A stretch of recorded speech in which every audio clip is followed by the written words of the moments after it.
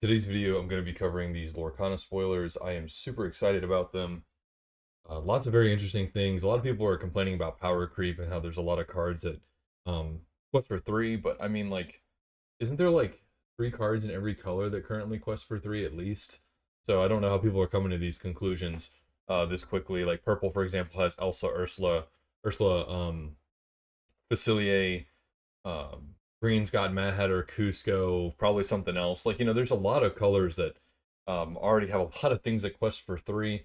So yeah, I don't think that's justified at all. So I'm just gonna get right into it and give my thoughts on these cards. So Tiana 4-drop, 1/4, quest for 2, resistance 2, which actually could end up being like means it exists on the board for a long time. It would have to take, basically something with 6 power to clear it in one shot, and it would take, like, let's say you had a bunch of 3 power things. Even if you swung with 3 power things, it still wouldn't be dead. So maybe the resistance just makes it persist a lot. It says while this character is exerted, you have no cards in hand, your opponent can't play actions. I don't know. I mean, it's kind of like a tax ability, like in Magic, kind of reminds me of something like that. Don't know if it'll particularly be good, but it is also a princess, so maybe there'll be some synergies with a princess in this set coming out. So, early impressions, it doesn't seem that strong, but it very well could be given the rest of the set. Then we have Cinderella, Stout-Hearted, so 7-drop, 5/5. It's inkable, which is good. Art's beautiful. Shift for 5, Quest for 3, which is a big deal. Resist 2.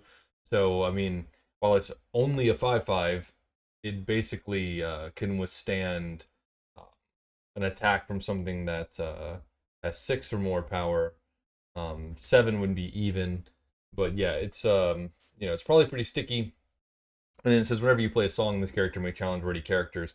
So it seems like it'd be really good for like picking off aggro creatures because it won't be taking that much damage. Also, a princess, also in steel. Just keeping that in the back of my mind. If there's some good princess synergies with steel. This is the card that I'm most excited about to play for myself. Gaston being intelligent is hilarious. I think it is not that I think Gaston gets a bad rep because he's like a meathead, but I mean, if you're a good hunter, you're jacked, you know how to take care of your body. Um, he's very charismatic. Because the only person he can't basically charm is Belle, as far as the villagers go, right? So I don't ever think Gaston was dumb, but this is definitely him being like more intelligent. He's got the inventor goggles, right, which is very cool. But I'm very excited to play this because blue currently only has Robin Hood and Maurice that draw cards. Maurice is very, very strict. You have to run items, which means you have to run bad items to get the draw power. So it's just terrible draw power at the moment. And then you have Robin Hood, which has the caveat of your opponent having to have more cards than you.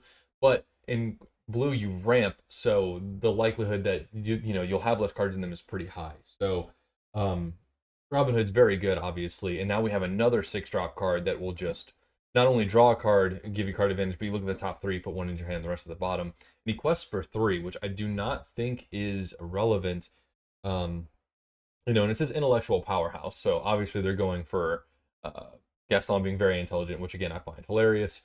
And the fact that you can shift it, I'm hoping that there's another Gaston to also go with the LeFou combination in Amber. But yeah, I don't necessarily know if I'd want to shift this over the 2-drop Gaston. The power is the same. You would be able to quest, however, and you could dig through your deck faster, even if we just only had the 2-drop Gaston that we currently have. But I think blue getting more card advantage just by playing something really, really huge.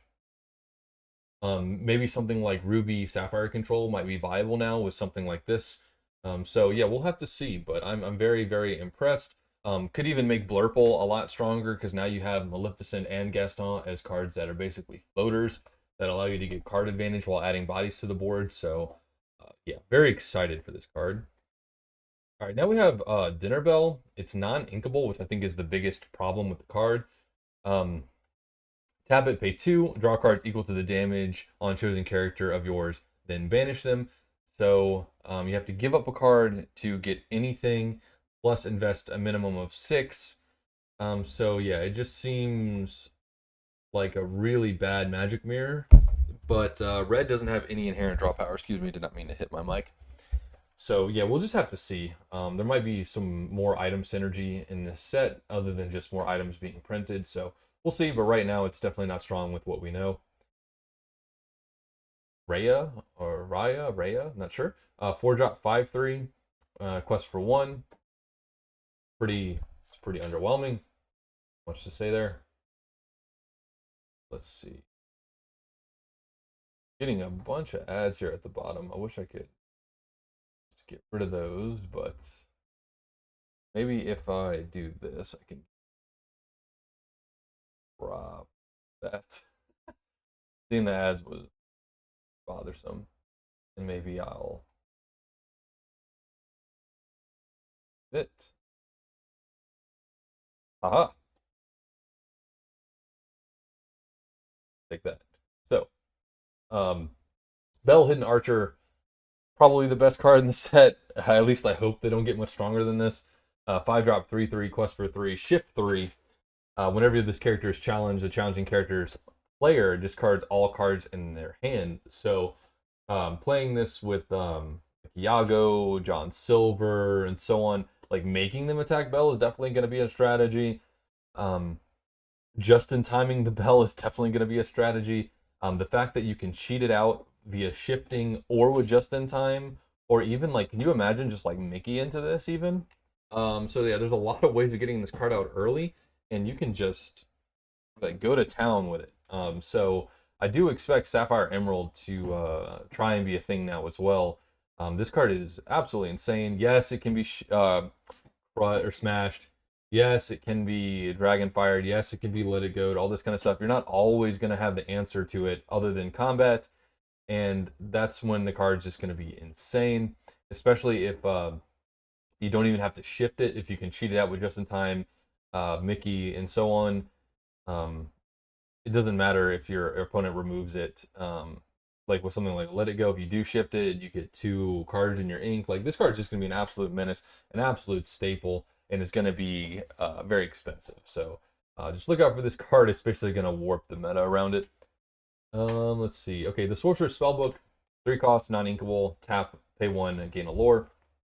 Very interesting.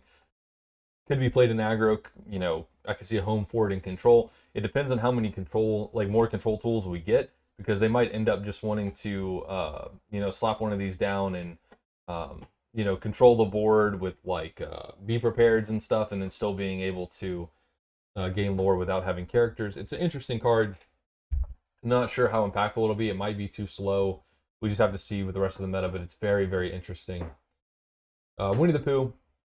Everyone is going crazy about the art. 5-drop 5/5 quest for 2. I actually think a 5-drop 5/5 the quest for 2 is not that bad. And then there could be something in the future with the wizard keyword. So I'm just going to be looking out for that. Now we have Merlin. All the Merlin cards seem not so great. The 4-drop 3/4 with support I think is maybe a little slept on, but 4-drop 1/5 whenever one of your other characters is returned to your hand from play. This character gets +1 lore this turn. It's like how many times does this need to proc for this card to be worth it? I'm not sure. And it is a sorcerer as well. So again, if there's something with the sorcerer keyword, something thematic coming out, then it could be a lot better. Okay, Elsa, 4-drop 3/4, challenger +3. I think it's better than what people think it is, with the fact that it only quests for 1, but also it's another Elsa that could be could fight for the board during like the mid stage of the game, and is another shift target for Elsa Spirit of Winter. So that might be good enough for it to see some play. Also, if there's more Anna Elsa interactions, you know, when this one's on the board, this one does that type of thing, then it could also be you know, more useful. Also a sorcerer. A lot of sorcerers. It's making me think there's something going on. Keyword or trait or type. So 0 to hero, 2-drop uninkable, but it is a song, and it says count the number of characters you have in play. You may pay that amount of ink less for the next character you play this turn. So there's a deck that I've been trying to work on where it's Amber Ruby control, and basically you use Hades and part of this world, or part of the world, or this world, whatever the card's name is, and you just keep getting back Maleficent or Rapunzel's or whatever, and you just keep cycling removal and card advantage. And a card like this, being able to be sung and cheating on a Maleficent might not be too bad. It's obviously also another song to be hit with Ariel, but it's like how many non-inkables do you want to have in your deck? So you have to be careful for that. So it's probably good, but just be wary that it is non-inkable, right? Okay, now we have the Queen, Commanding Presence, 5.43, Shift 2. Very interesting. So I wonder if there's going to be a Queen that comes out that costs 1. Or if this is more like a combat trick. But either way, who is the fairest? Whenever this character quests, chosen opposing character gets -4 power or strength this turn, and chosen character gets +4 strength this turn. So very, very swingy. Just a way to probably completely pose someone in the mid game and a quest for 2 lore. So also this going over another queen and just questing for 2 when your opponent's not expecting you to be able to get an extra lore could be good. Now, Mickey Mouse Friendly Face, 6-drop inkable, which is great. 1/6, which is great. 3 ink, which is great. When this character quests, you may pay 3 less ink for the next character you play this turn. So again, in that Amber Ruby control deck I'm talking about, you could play this, do not even have to ink anything else, quest this, and play a Maleficent for 6. So this, I think, really gives credence to that deck idea, and it's definitely going to be a lot more fleshed out. Obviously, this is going to be good for just general tempo, but, you know, I'm looking at it from the Amber Ruby control perspective. It's first and foremost in my mind. But yeah, I mean, if it quests twice, it basically pays for the ink that it costs to play it. So very good. Yeah, it looks like those are all the spoilers. Let me check, make sure that was 13. 1, 2, 3, 4, 5, 6, 7, 9, 11, 13. Indeed. So yeah, I think the winners here are Cinderella, Gaston, Belle, obviously. Um, Zero to Hero potentially, and Mickey Mouse. So a lot of bangers in here.